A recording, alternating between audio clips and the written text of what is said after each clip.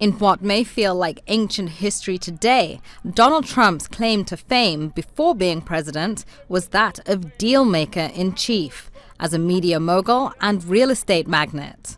His show The Apprentice sealing his persona as a charismatic and successful high roller. For the last 3 months, though, this image tarnished by the civil fraud trial led by New York State Attorney General Letitia James. Claiming you have money that you do not have does not amount to the art of the deal.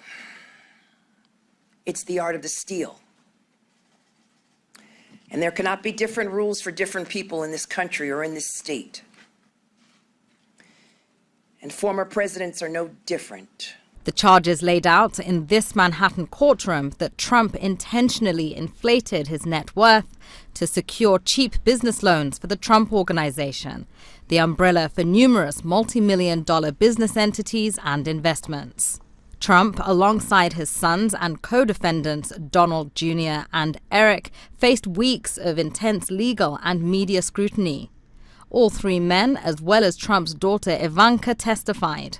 Judge Arthur Engoron and Trump frequently faced off, with Trump either sitting angrily or making ill-timed outbursts as the state laid out its case. In the halls of the court, he frequently claimed that the court case was tantamount to political interference. It's a witch hunt. It's a disgrace. We have a corrupt attorney general in this state. You see how she does?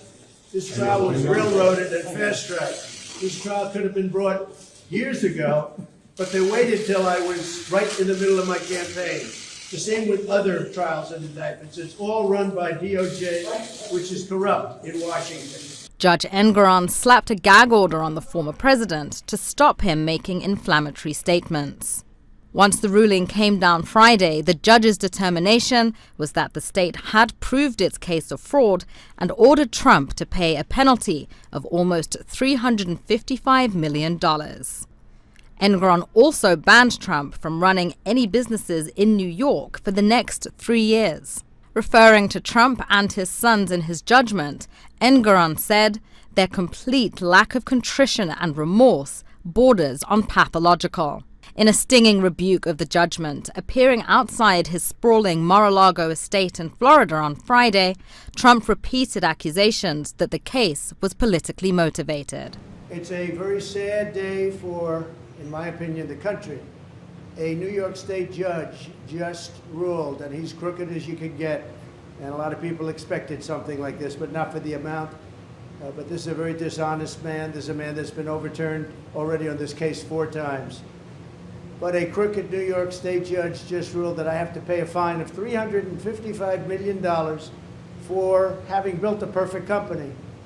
Great cash, great buildings, great everything. This ruling comes just weeks after a federal judge ordered Trump to pay $83.3 million in compensatory and punitive damages for defaming E. Jean Carroll, the author who accused him of rape. While Trump says he will appeal the New York case, he is on the hook for millions of dollars. He may have to liquidate stocks and investments or even sell property. And if he can't pay, authorities could seize his assets. This ruling is a bruising defeat for Trump, personally as well as financially. New York City is the center of his business empire, symbolized by the buildings emblazoned with the Trump name. It also adds fuel to a hotly contested presidential race to the White House. Trump's statements undermining the integrity and impartiality of judicial and legal institutions, reminiscent of his rhetoric that foreshadowed the January 6 insurrection. Repeated, unsubstantiated claims that Joe Biden and the Democrats stole the 2020 election preceded the historic, deadly attack at the U.S. Capitol in 2021. Trump is likely to win the contest to be the Republican nominee for the presidential contest. Despite his legal and financial problems, hardline Trump supporters and allies in his party are backing him in the Republican primaries and in Congress. Poppie and Mphuthing, CGTN, Washington.